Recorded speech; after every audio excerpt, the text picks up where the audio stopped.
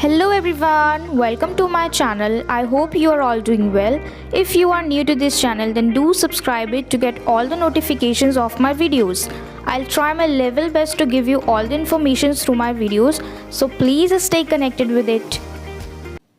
Okay so चलिए start करते हैं हम हमारा यूनिट 4 जो कि है practice of translation.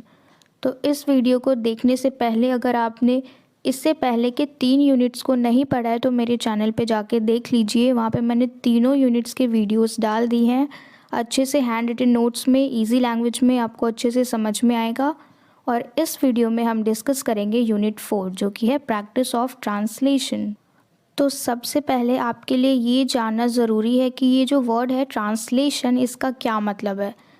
So before starting this chapter you need to know the meaning of the word translation, कि इसका क्या मतलब है। So let's start. I am gonna make you understand the meaning of this word translation. Translation का simple में meaning है कि किसी भी एक कॉन्टेक्स्ट को जो कि किसी एक लैंग्वेज में लिखा हुआ है, हम उसकी लैंग्वेज जब चेंज कर देते हैं। फॉर एग्ज़ाम्पल, अगर हम कोई चीज़ है, ठीक है, कोई भी टॉपिक है, वो हिंदी में लिखा हुआ है और हमने उसकी लैंग्वेज को चेंज करके उसको इंग्लिश में लिख दिया, तो यानी हमने उसका ट्रांसलेशन कर दिया, हिंदी टू इंग्लिश कर दिया, तो हम उसको कह सकते हैं कि वो एक ट्रांसलेशन है। और ये जो हमारा यूनिट है इसका नाम है प्रैक्टिस ऑफ ट्रांसलेशन, यानी ट्रांसलेशन में इससे रिलेटेड, इसके रिगार्डिंग जो भी छोटे छोटे काम हैं, जो भी इसके छोटे छोटे टॉपिक्स हैं जो कि किससे रिलेटेड है, ट्रांसलेशन से रिलेटेड है। और ये सारी चीज़ें ट्रांसलेशन के अंडर इंक्लूड होंगी, इसलिए इसका नाम है प्रैक्टिस ऑफ ट्रांसलेशन। तो इसी से रिलेटेड हम इस पूरे यूनिट में पढ़ने वाले हैं, समझने वाले हैं, ठीक है। तो पूरी वीडियो को एंड तक ज़रूर देखना। तो फर्स्ट टॉपिक है हमारा सोर्स टेक्स्ट, यानी हम इजी लैंग्वेज में कह सकते हैं सोर्स लैंग्वेज, जो कि हम पिछले वीडियो में डिस्कस कर चुके हैं कि वो क्या होता है, ठीक है। सोर्स लैंग्वेज यानी इजी लैंग्वेज में हम कहें तो ओरिजिनल लैंग्वेज, जो कि ट्रांसलेट होने वाली है, जिसको हम टारगेट लैंग्वेज बना के उसको ट्रांसलेट करेंगे। जो रियल है, जो ओरिजिनल है, वो होता है हमारा सोर्स लैंग्वेज, ठीक है। तो चलिए इसका फर्स्ट पॉइंट देखते हैं हम। अ source text that can be one of several different things. जो सोर्स टेक्स्ट है वो कुछ भी हो सकता है, अलग अलग चीज़ों का, ठीक है, depending on the context in which the term is used. और ये एसएल जो है वो किस पे डिपेंड होगा, कॉन्टेक्स्ट पे, उसके टॉपिक पे जो कि यूज़ हो रहा है। It can refer to the original version of a text that has been translated. और जो ओरिजिनल वर्जन है टेक्स्ट का, उस पर इसको रेफ़र किया जाता है, उस पर हम समझेंगे कि वो एक ओरिजिनल वर्जन है और तब हम उसको क्या कहेंगे, सोर्स टेक्स्ट। नेक्स्ट पॉइंट है इसका, अ source text is a text sometimes oral from which information और आइडियाज आर डिराइव्ड। यानी कि ये एक तरीके का टेक्स्ट है जिससे क्या होता है, जो आइडियाज़ है, जो भी इंफॉर्मेशन है, वो सारी हम डिराइव करते हैं, यानी समझते हैं, प्राप्त करते हैं। जो भी आइडियाज़ हैं, जो भी इंफॉर्मेशन है, वो सारी चीज़ें, ठीक है। नेक्स्ट है हमारा, in translation a source text is the original text that is to be translated into another language. Yes, we have understood this before. हमने स्टार्टिंग में ही इसको देख लिया कि सोर्स टेक्स्ट क्या है। ट्रांसलेशन में एक ऐसी ओरिजिनल टेक्स्ट है जो कि ट्रांसलेट होती है दूसरी लैंग्वेज में, यानी हम उसको जब ट्रांसलेट करते हैं टारगेट लैंग्वेज समझ के, ठीक है। नेक्स्ट टॉपिक है हमारा idiomatic expressions, headlines and taglines. तो ईडियम का क्या मतलब होता है, ये इडियोमैटिक जो है ये ईडियम से ही बना है, ठीक है। ईडियम का मतलब हिंदी में सबको पता है मुहावरा, सबने किया हुआ है ये, ठीक है। हिंदी में जो मुहावरा होता है और फिर उसका हम मीनिंग निकालते हैं, तो यहाँ पे भी उसी तरीके से ईडियम्स हम उसको इंग्लिश में बोलते हैं, ठीक है। Idiomatic expressions are a type of informal language. This is a kind of informal language, यानी इसमें फॉर्मल लैंग्वेज यूज़ नहीं किया गया है, that have a meaning of a word in the expression. और जिसमें जो भी बोला गया है उसमें अलग मीनिंग होता है, ठीक है। जो भी हम मुहावरा बोलते हैं, क्योंकि जो मुहावरा हम बोलते हैं और उसमें जो वर्ड यूज़ करते हैं वो सेम उसका मीनिंग नहीं होता, एग्जैक्ट मीनिंग नहीं होता, कुछ और ही मीनिंग होता है, ठीक है। फॉर एग्जांपल के लिए यहाँ पे देखो, होल्ड योर टंग, ये हम इडियोमैटिक वे में बोलते हैं कि अपनी ज़ुबान को संभाल के बात करो। इंग्लिश में बोलते हैं ना होल्ड योर टंग, कि अपनी ज़ुबान को संभाल के बात करो, यानी जो हमने बोला है होल्ड योर टंग, इसका ये तो मतलब नहीं है ना कि अपनी ज़ुबान को पकड़ो, अपनी ज़ुबान को होल्ड करो। इसका सिंपल मीनिंग है कि तमीज़ से बात करो, ठीक है। तो इस तरीके से जो हम बोलते हैं वो इडियोमैटिक एक्सप्रेशन को यूज़ करके बोलते हैं, ठीक है। कि मतलब हमने जो कहा वो और जो सामने वाला समझ रहा है उसमें फ़र्क है। इडियोमैटिक तरीके से हम उसको बोल रहे हैं कि होल्ड योर टंग का मतलब ये नहीं है कि तुम अपनी ज़ुबान को पकड़ो। होल्ड योर टंग का मतलब है कि तमीज़ से बात करो। तो ईडियम्स में ऐसा ही होता है कि मतलब जो भी हमने कहा है उसका मतलब उससे हटके होता है, उसका मतलब हमेशा डीपली अलग होता है, ठीक है। जैसे कि हम कुछ बोल रहे हैं तो उसका मतलब हम वर्ड से ही नहीं निकाल सकते, उसका मतलब कुछ और ही होता है, ठीक है। आई होप कि आपको अच्छे से समझ में आ गई ये चीज़। नेक्स्ट चलते हैं हम हेडलाइंस पे।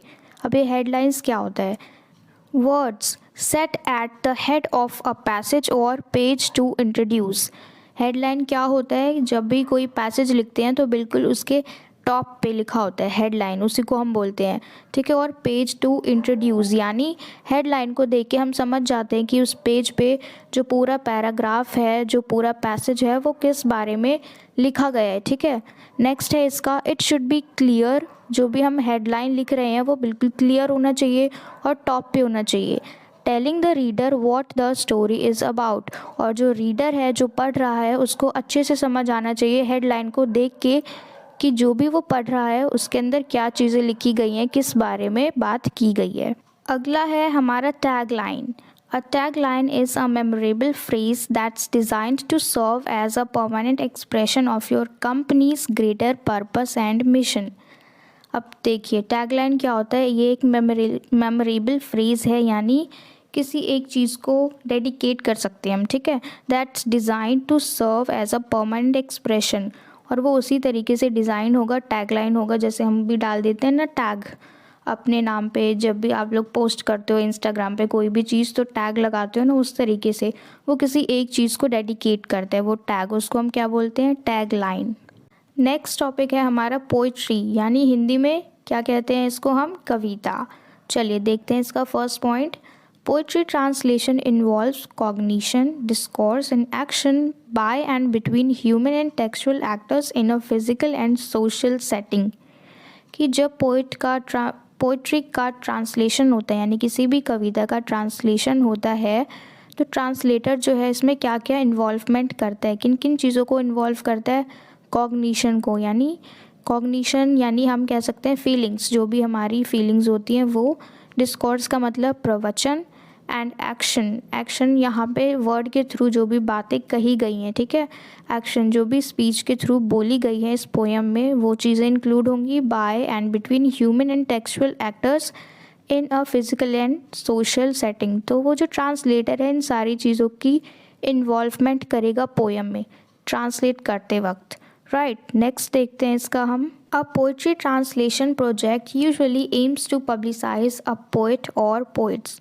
अब जब पोइट्री का ट्रांसलेशन होता है तो उस वक्त क्या चीज़ को ध्यान में रखते हैं, इसका क्या मोटिव होता है, क्या एम है इसका? पब्लिसाइज करना पोइट को और पोइटेस को, यानी जो भी पोइट है किसी भी पोएम का, उसका जब भी ट्रांसलेशन होगा तो उसमें इस बात का मेन ध्यान रखा जाएगा कि पोइट या फिर पोइटेस जो भी है उसके बारे में पब्लिसाइज करेंगे, यानी उसके बारे में प्रचार करेंगे, उनके बारे में पोएम में मेंशन करेंगे चीज़ों को। नेक्स्ट है हमारा पोइट्री ट्रांसलेशन इन्वॉल्व्स चैलेंजेस। कि जब पोइट्री ट्रांसलेशन किया जाता है तो उसमें बहुत सारी चैलेंजेस इन्वॉल्व्स होती हैं, क्योंकि पोइट्री जब भी हम पढ़ते हैं, ठीक है, आप लोगों ने एक्सपीरियंस किया होगा कि पोइट्री जब भी लिखी जाती है तो वो इजी लैंग्वेज में लिखी जाती है, सिंपल भाषा में, 3-4 लाइन की छोटी भी अगर पोएम होती है, लेकिन जब हम उसका एनालाइज करते हैं तो उसका मीनिंग बहुत ज़्यादा बड़ा होता है। अगर पेपर में हमें लिखने को बोल देते हैं कि इन पंक्तियों को बताइए, इसका मतलब बताइए, तो जब हम उसकी व्याख्या करते हैं तो वो बहुत ज़्यादा बड़ा हो जाता है, ठीक है। तो इस तरीके से उसमें बहुत सारे चैलेंजेस होते हैं जब भी हम पोइट्री करते हैं, जब भी हम पोएम लिखते हैं या फिर जो पोइट्स लिखते हैं पोएम को, तो उसमें बहुत सारी लिटरेरी डिवाइसेस का भी यूज़ करते हैं, ठीक है। तो इन सारी चीज़ों को ध्यान में रखते हुए पोइट्री का जो है वो ट्रांसलेशन होता है, इसलिए यहाँ पे बोला गया है कि पोइट्री ट्रांसलेशन इन्वॉल्व्स चैलेंजेस। कि जब पोइट्री का ट्रांसलेशन होता है तो उसमें कई सारे चैलेंजेस इंक्लूड होते हैं। नेक्स्ट पॉइंट है हमारा, translation of poetry is one of the most difficult and challenging task for every translator.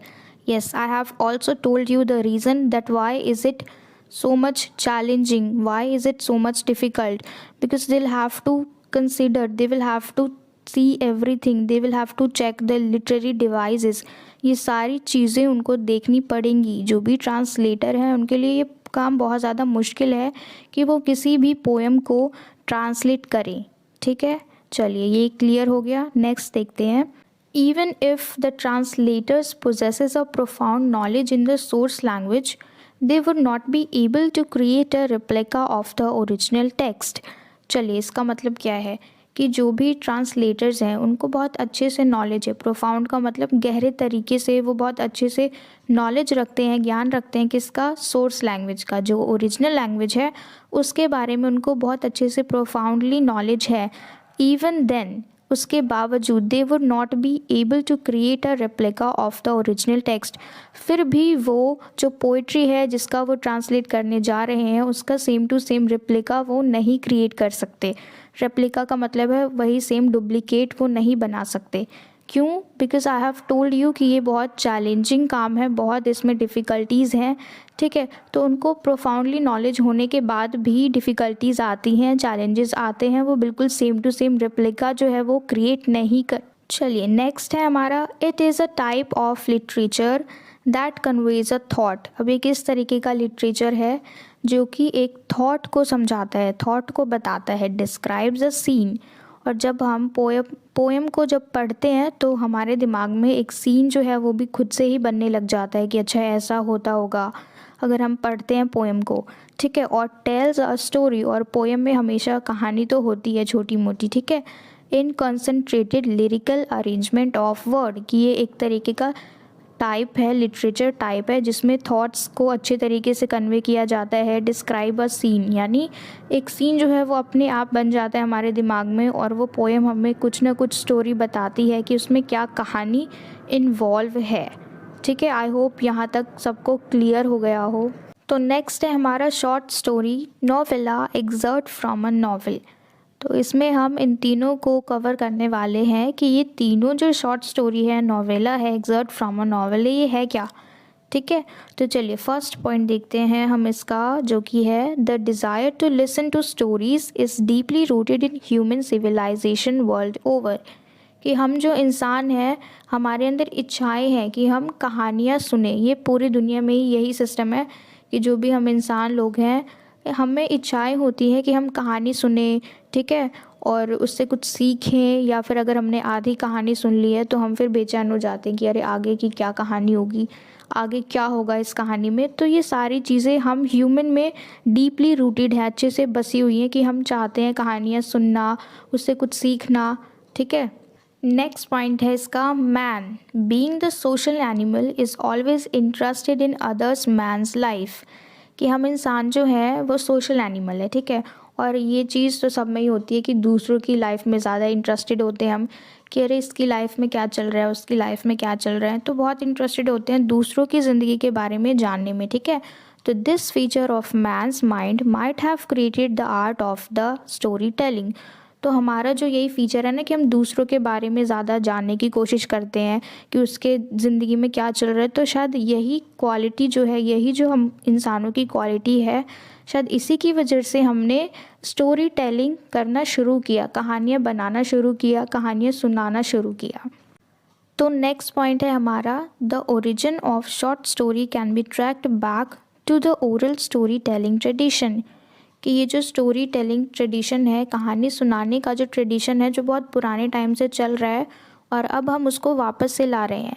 क्योंकि कहानियाँ सुनना सबको पसंद होता है. छोटे बच्चों को भी जब वो सोते तो उनको बेड टाइम स्टोरीज़ सुननी बहुत पसंद होती हैं. ठीक है, तो ये जो सब कुछ, ये जो ट्रेडिशन है स्टोरी टेलिंग की, वो हम वापस से अब ला रहे हैं क्योंकि हमको भी कहानी सुनना पसंद है. ठीक है, कहानी सुनना सबको पसंद है, तो इसलिए ये जो ट्रेडिशन है हम वापस से ट्रैक बैक कर रहे हैं अभी के टाइम में. नेक्स्ट पॉइंट है इसका, perhaps the oldest form of the short story is the anecdote which was popular in the Roman Empire. और शायद सबसे पुरानी जो शॉर्ट स्टोरी है वो एक एनेक्डोट है जो कि कहाँ पॉपुलर थी, रोमन एम्पायर में. अब यहाँ पे एक वर्ड है एनेक्डोट, इसका मतलब होता है छोटी सी कहानी, शॉर्ट स्टोरी, ठीक है। Anecdote is a brief realistic narrative that embodies a point. Anecdote क्या है? एक ब्रीफ रियलिस्टिक नैरेटिव, यानी एक छोटी सी कहानी होती है, उसमें शायद कुछ बातें सच भी होती हैं जो कि किसी किसी चीज़ का प्रतीक भी बताती हैं अपनी कहानी में, एनेक्डोट में, ठीक है। नेक्स्ट है इसका, the short story is literary Zener which present a single significant event or a scene involving a limited number of characters. Short stories have no set length. अब ये जो शॉर्ट स्टोरी है, इसके नाम से ही पता चल रहा है कि शॉर्ट स्टोरी यानी छोटी सी कहानी जिसमें 2-4 गिने चुने लिमिटेड कैरेक्टर्स ही होंगे और इसमें कोई सेट लेंथ नहीं होगी, ये बिल्कुल भी लंबा नहीं होगा क्योंकि ये शॉर्ट स्टोरी, इसका नाम ही है शॉर्ट स्टोरी, तो इसलिए ये छोटा ही होगा और उसमें लिमिटेड कैरेक्टर्स होंगे, यानी 2-4 ही लोग होंगे, ठीक है। नेक्स्ट है an invented prose narrative shorter than a novel, usually dealing with a few characters and aiming at unity of effect and often concentrating on the creation of mood rather than plot. और ये ज़्यादातर क्या करते हैं, क्योंकि ये छोटी सी कहानी होती है, नॉवल तो बहुत बड़ा ही हो गया और उसमें बहुत सारे कैरेक्टर्स भी होते हैं, और ये शॉर्ट स्टोरी में बहुत कम कैरेक्टर्स हैं, लिमिटेड है, ठीक है। और इसमें किस पे ज़्यादा कॉन्सेंट्रेट किया जाता है? मूड पे, ठीक है, creation of mood rather than plot. इसमें कोई प्लॉटिंग नहीं करी जाती है, इसमें सिर्फ मूड को हम ध्यान में रख के छोटी सी कहानी बना देते हैं और उसमें बहुत कम कैरेक्टर्स रखते हैं, ठीक है। 2-4 ही लोग का इन्वॉल्वमेंट होता है इस शॉर्ट स्टोरी में। तो नेक्स्ट जो है वो है हमारा नॉवल। अब ये नॉवल होता क्या है? नॉवल को हम हिंदी में कहते हैं उपन्यास, ठीक है। अब थोड़ा सा डिफरेंस देख लेते हैं नॉवल में और शॉर्ट स्टोरी में, क्या फ़र्क है। नॉवल जो होता है वो बहुत ज़्यादा लंबा होता है शॉर्ट स्टोरी के अकॉर्डिंग, और शॉर्ट स्टोरी में सिर्फ 2-4 लिमिटेड कैरेक्टर्स ही होते हैं, यानी लिमिटेड लोग ही होते हैं।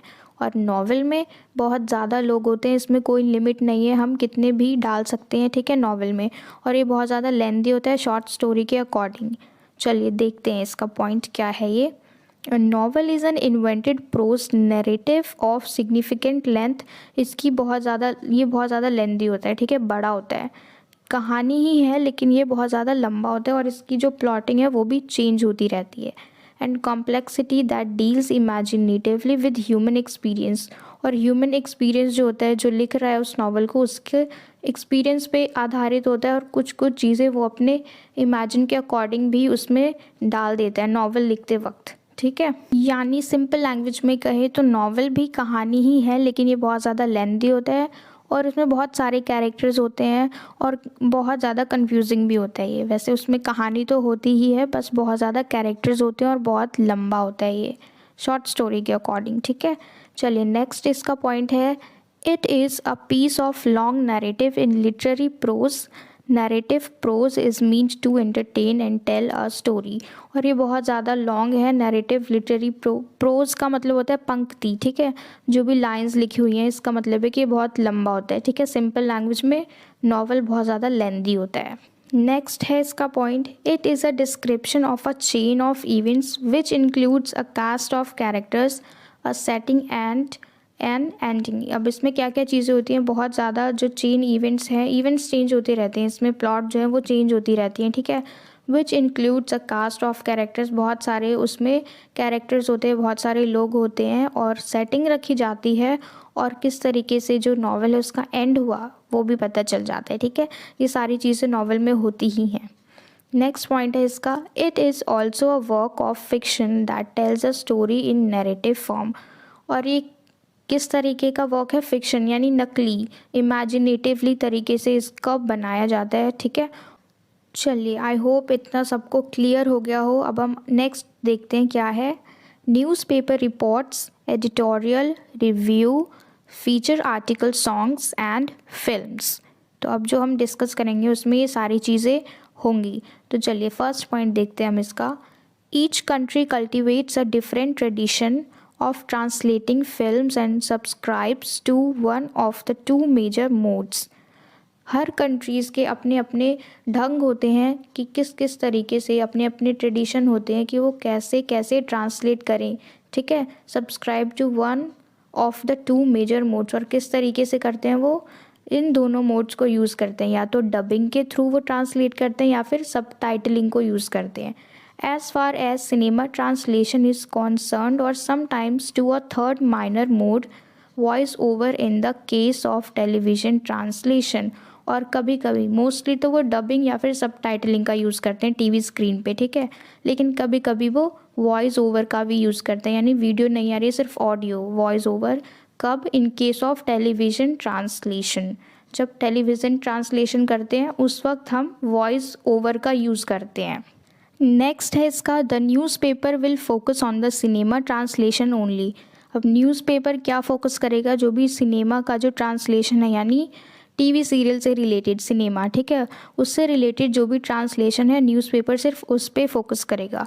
विच is of course not to say that television translation is less worthy of academic investigation, जो कि बिल्कुल क्लियर है कि टेलीविज़न ट्रांसलेशन लेस वर्दी है, यानी कम काम का है किसके मुकाबले?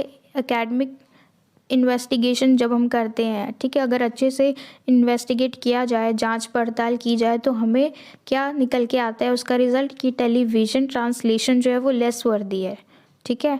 नेक्स्ट पॉइंट है हमारा, there are two major types of films translation, और वो दोनों क्या क्या है? डबिंग और सबटाइटलिंग। इन दोनों को मैंने अच्छे से डिस्कस किया है यूनिट 3 में, आप देख सकते हैं, ठीक है, वहाँ पे जाके। Each of them interferes with the original text to a different extent, और इन दोनों में ही वो सारी चीज़ें इंक्लूड है। अगर डबिंग करते हैं तब भी वो सब होगा क्योंकि ट्रांसलेशन हो रहा है, ठीक है, और सबटाइटलिंग करेंगे तब भी वो जो रियल वाला है, जो ओरिजिनल टेक्स्ट है, उसमें भी वही होगा। तो मीनिंग तो मतलब सब कुछ सेम है, बस फ़र्क क्या हो जाएगा, इन्होंने मोड्स चेंज कर दिए। कोई डबिंग को यूज़ करता है ट्रांसलेट करने के लिए और कोई सबटाइटलिंग को। नेक्स्ट है हमारा dubbing. Dubbing is known to be the method that modifies the source text to a large extent and thus makes it familiar to the target audience through domestication. अब dubbing जो है ये क्या करता है? Dubbing is known to be the method that modifies the source text to a large extent and thus make it familiar। ये क्या करता है? डबिंग में क्या होता है कि जो भी ह्यूमन वॉइस होते हैं उसको हम चेंज कर देते हैं डबिंग में, ठीक है। हिंदी हम बोलते हैं ना कि डब करके देख लो, जो भी मूवीज़ देखनी है, जो भी सीरीज़ देखनी है, अगर इंग्लिश में तो हिंदी में डब करके देख लो। तो उसी तरीके से जो भी ह्यूमन वॉइस है उसको हम डब कर देते हैं, यानी चेंज कर देते हैं, उसकी लैंग्वेज चेंज कर देते हैं, उसको ट्रांसलेट कर देते हैं। और फिर डबिंग के थ्रू, डबिंग के हेल्प से ये क्या करते हैं, टारगेट ऑडियंस, जो भी ऑडियंस है जो सुन रहे हैं, वो डोमेस्टिकेशन, यानी बहुत अच्छे से इजी वे में सब कुछ क्लियर तरीके से जो ऑडियंस है उनको सब कुछ समझ आ जाता है, ठीक है, डबिंग का यूज़ करके। नेक्स्ट है हमारा, it is the method in which the foreign dialogue is adjusted to the mouth and movement of the actors in the film. Yes, देखो डबिंग में क्या होता है कि जो भी मूवीज़ चल रही हैं, ठीक है, और जो भी एक्टर्स हैं वो अपनी लैंग्वेज में कुछ बोल रहे हैं, लेकिन जब हम उसकी डबिंग कर देते हैं, यानी ट्रांसलेट कर देते हैं, उसको अपनी लैंग्वेज में चेंज कर लेते हैं, ऑप्शन होता है ना लैंग्वेज चेंज का, तो वो डब कर देते हैं, यानी जो भी अब वो डायलॉग बोल रहे थे अपनी लैंग्वेज में, उनकी अपनी नेटिव लैंग्वेज में, तो हमने अब उसको डब कर दिया, तो अब वो हमारी लैंग्वेज में बोलेंगे, तो उसको हम क्या कहते हैं? डबिंग। नेक्स्ट है हमारा, its aim is seen as making the audience feel as if they were listening to actors actually speaking the target language. और इसका क्या एम होता है कि जो ऑडियंस जो देख रही है, जो ऑडियंस है जो देख रही है चीज़ों को, जो सुन रही है, उनको क्या लगे कि ये कोई डब नहीं हुआ है, बिल्कुल रियल ही है, जो भी वो सुन रहे हैं, जो भी वो देख रहे हैं, वो सब कुछ टारगेट लैंग्वेज मतलब चेंज नहीं हुई है, वो रियल ही है, ओरिजिनल ही है, ठीक है। टारगेट लैंग्वेज वो नहीं स्पीक कर रहे हैं, नहीं बोल रहे हैं, जो एक्चुअली में स्पीक कर रहे हैं वो क्या है, वो सोर्स लैंग्वेज है, लेकिन यहाँ पे हमने डबिंग का यूज़ कर लिया, तो मतलब अब वो टारगेट लैंग्वेज बन गई, ठीक है, क्योंकि ओरिजिनल जो सोर्स लैंग्वेज है वो तो उनकी नेटिव लैंग्वेज है जो वो बोल रहे हैं, लेकिन हमने डब कर दिया यानी अपनी लैंग्वेज में, तो अब वो क्या हो गई, वो टारगेट लैंग्वेज हो गई, ठीक है। नेक्स्ट है हमारा सबटाइटलिंग। अब ये क्या होता है? supplying a translation of the spoken source language dialogue into the target language in the form of synchronized caption usually at bottom of the screen. Yes, अब सब टाइटलिंग, ये दोनों चीज़ें वैसे बहुत इजी होंगी अभी आपके लिए देखने के लिए, क्योंकि सबको पता है कि सब टाइटल क्या होता है और डबिंग क्या होता है। ठीक है, सब टाइटल, अगर स्क्रीन पे कोई सीरियल चल रहा है या फिर कोई मूवी चल रही है या सीरीज़ चल रहा है तो हम क्या करते हैं, सब टाइटल देखते हैं उसका। अगर हमें कुछ समझ नहीं आ रहा है, उनकी अलग लैंग्वेज है, तो हम सब टाइटल के थ्रू देख के समझते हैं कि क्या कहानी है। ठीक है, या फिर क्या कहानी है, क्या स्टोरी चल रही है, क्या देख रहे हैं, हम सब टाइटल के थ्रू ही समझते हैं। वो बोलते जाते हैं और नीचे लिखा आता है। ठीक है, साथ साथ टीवी का जो स्क्रीन होता है वहाँ पे नीचे लिखा आता है जो भी वो लोग बोल रहे हैं, तो उसको क्या बोलते हैं हम, सब टाइटलिंग। उसी के थ्रू हम समझते हैं कि टीवी में जो भी हम देख रहे हैं उसकी क्या कहानी है, क्या स्टोरी है। नेक्स्ट है डोमेस्टिकेशन। अब ये होता क्या है, ठीक है, डोमेस्टिकेशन क्या होता है जानते हैं, चलिए।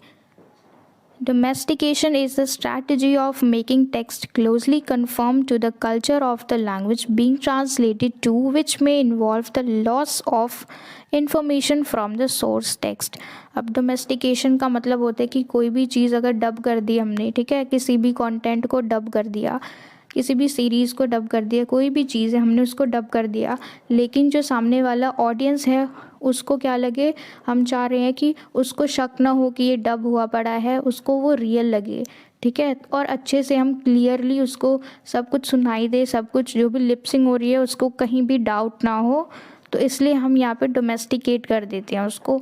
यानी अच्छे से जो सामने वाला ऑडियंस है उसको समझना है कि इसमें डबिंग हुई भी है। तो यहाँ पे जो वर्ड है डोमेस्टिकेट, इसका मतलब है कि जो ऑडियंस है उसको अच्छे से सब कुछ समझ में आ रहा है, जो लिपसिंग है वहाँ पे भी उसको डाउट नहीं हो रहा देख के स्क्रीन पे कि ये चीज़ डब हो रखी है। ठीक है, नेक्स्ट है हमारा एडिटोरियल।